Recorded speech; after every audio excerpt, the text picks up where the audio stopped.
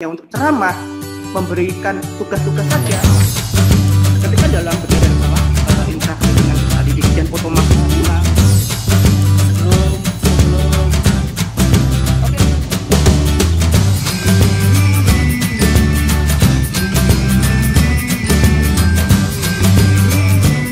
Assalamualaikum warahmatullahi wabarakatuh.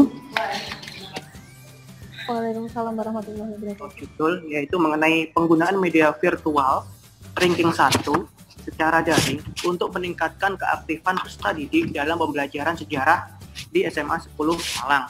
Latar belakang saya di sini yang pertama adalah hampir seluruh negara mengalami musibah pandemi COVID-19. Kemudian mengakibatkan beberapa sektor kehidupan terkena dampaknya, termasuk sektor dalam pendidikan pula. Dalam pembelajaran daring yang tidak terduga ini membuat cara pengajaran mengalami perubahan yang signifikan. Pembelajaran daring dengan memanfaatkan aplikasi online seperti Google Meet, Zoom, Google Slide, dan lain-lain. Kemudian, dalam penerapan pembelajaran daring, walaupun telah menggunakan media berbasis teknologi, masih menggunakan metode yang konvensional. Yang pertama, menggunakan metode ceramah atau dengan memberikan penugasan yang secara bertubi-tubi, yang akhirnya peserta didik kewalahan dalam menyelesaikan penugasan yang diberikan. Metode konvensional yang dilakukan oleh guru membuat partisipasi peserta didik dalam pembelajaran daring lebih menurun. Ini penemuan selama pembelajaran daring. Yang pertama, pembelajaran secara daring biasanya dilakukan hanya mengirim tugas. Cara-cara tersebut membuat penyerapan pembelajaran tidak bisa maksimal. Kemudian, diakui pula oleh peserta didik untuk menjawab dari tugas guru, rata-rata mencari di Brainly atau situs tanya jawab. Jadi ketika misalnya di sini kan saya sejarah, misalnya anak itu pengertian sejarah itu apa? Itu sudah ada di situs Brainly. Maka dari itu pemahaman peserta didik dalam memahami materi tidak sesuai dengan apa yang diharapkan. Dengan kata lain, peserta didik hanya mengikuti tuntunan penugasan yang diberikan. Akan tetapi bukan esensi dari proses pembelajarannya. Karena tugas-tugas yang diberikan itu cuma copy paste di situs Brainly. Ini saya temukan ketika saya juga bertanya langsung kepada peserta didik. Pada waktu proses pembelajaran secara daring, banyak peserta didik yang tidak menyalakan kamera. Terus kemudian, guru memberikan pertanyaan atau bertanya terkait keaktifan, tapi responnya juga sangat kurang. Nah, kalau dulu membolos secara sekolah itu biasanya loncat pagar dan sebagainya. Akan tetapi ketika pembelajaran daring, itu cukup mematikan kamera atau mic-nya dimatikan. Kemudian, pada kondisi ini, guru harus menjadi peran yang penting dalam menentukan keberhasilan pembelajaran dan persiapan guru juga haruslah matang. Kreativitas pada pembelajaran sejarah secara daring sangat diperlukan untuk ketercapaian keaktifan tersebut. Nah, di sini pasti muncul beberapa pertanyaan. Bagaimana berinovasi ketika daring? Bagaimana dapat berinteraksi aktif dengan peserta didik? Kemudian bagaimana kreativitas ketika daring? Nanti di sini ada beberapa solusi yang saya tawarkan. Rumusan permasalahan di sini yang pertama adalah bagaimana menggunakan media virtual ranking 1 sejarah secara daring dalam meningkatkan keaktifan peserta didik. Ketika sebelum saya menggunakan ranking 1 itu kebanyakan peserta didik itu mematikan kamera, mic dan sebagainya. Hanya beberapa yang menyalakan kamera. Terus kemudian secara indikator awal yang sebelumnya, peserta didik sukar dalam menyalakan kamera, mic, terus kemudian interaksi.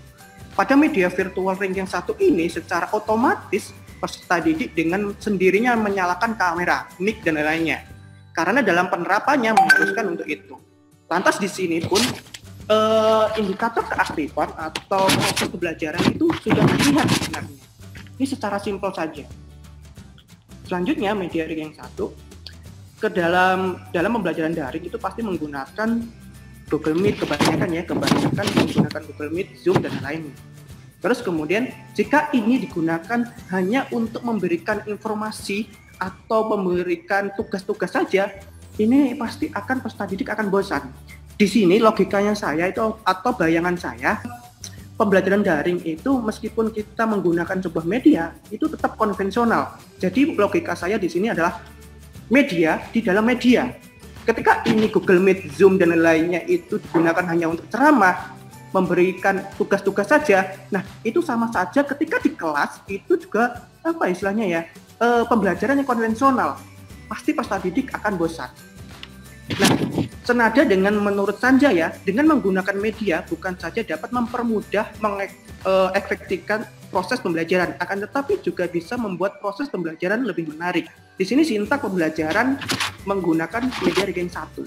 Peserta didik menyiapkan kertas bertuliskan benar atau salah. Itu saja sebenarnya, simple sebenarnya.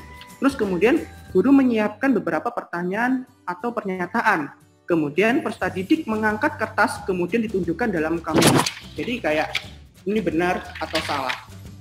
Ketika dalam benar dan salah, guru pun bisa menanyakan kepada peserta didik, kenapa kok kamu menjawab benar, kenapa kamu kok menjawab salah. Nah, disinilah adanya interaksi antara guru dan peserta didik. Seperti itu. Kemudian yang terakhir, guru menyiapkan rekapitulasi penilaian. Kemudian langkah-langkah media ini saya bahas di sini adalah berikut visualnya, langkah-langkahnya. Yang pertama, menggunakan Zoom atau Google Meet. Kemudian yang kedua adalah guru hanya menanyakan atau memberikan pertanyaan kepada peserta didik. Kemudian peserta didik menjawab yes atau no, atau ya atau tidak. Nah, di sini bisa interaksi dengan peserta didik. Dan otomatis pula untuk menjawabnya peserta didik juga pasti akan menyalakan kamera dan menyalakan mic. Nah, disinilah yang saya sebut keaktifannya itu akan muncul. Langkah-langkah dari ranking 1. Terus kemudian ada penilaian atau indikator saya yang saya buat. Di sini indikatornya ini saya adaptasi dari Derit. Saya menyimpulkan secara pribadi kalau media ranking 1 ini memang bisa dibuat atau untuk mengatasi kebosanan ketika di kelas daring. Terima kasih. Media ranking 1 ini memang simple terkait tentang yang diterapkannya, akan tapi esensinya menurut saya sangat-sangat bagus, apalagi pada masa-masa daring seperti ini. Kemudian, guru membutuhkan kreativitas yang tinggi agar peserta didik tidak bosan. Ini juga dapat diterapkan di pembelajaran lain. Mungkin jika Bapak Ibu ingin mengaplikasikannya, silakan. Ini terima kasih juga untuk semuanya. Ini biar lebih barokah atau berkah, silakan Bapak Ibu bisa menerapkan media ranking 1 ini karena ini sangat simple. Tapi menurut saya adalah menarik, mengangkat peserta didik untuk aktif. Jadi silakan Bapak Ibu dapat menerapkan media ini untuk peserta didiknya atau pembelajaran lain selain sejarah. Saya akhiri di sini. Mohon maaf kalau ada salah kata. Assalamualaikum warahmatullahi wabarakatuh. Waalaikumsalam. Tiba saatnya tanya jawab. Ada satu pertanyaan. Yang pertanyaan ini dari Ibu Nurul Khomariah ditujukan kepada Bapak Fendi. Apakah pada saat pelaksanaan pembelajaran dengan menggunakan ranking 1 itu Pak Fendi membagikan modul dulu kepada peserta didik? Monggo Pak Fendi silahkan dijawab. Ya Bu, terima kasih.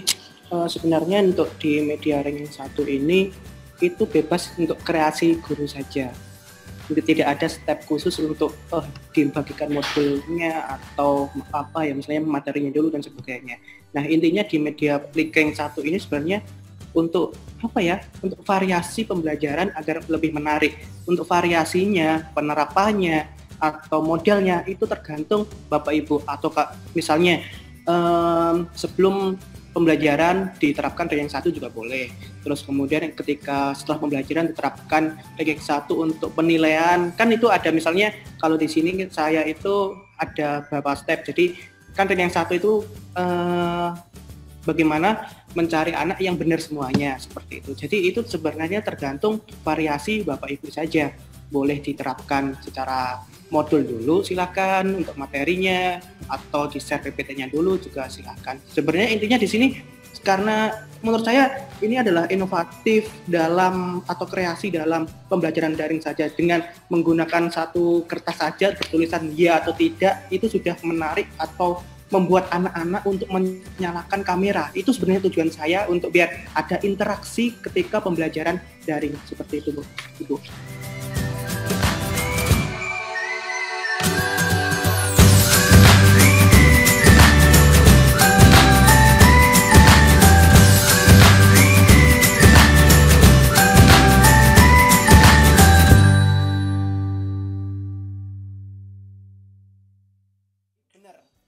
Cuma Fardi sama siapa ini yang salah ini? Sama Bintang. Salah.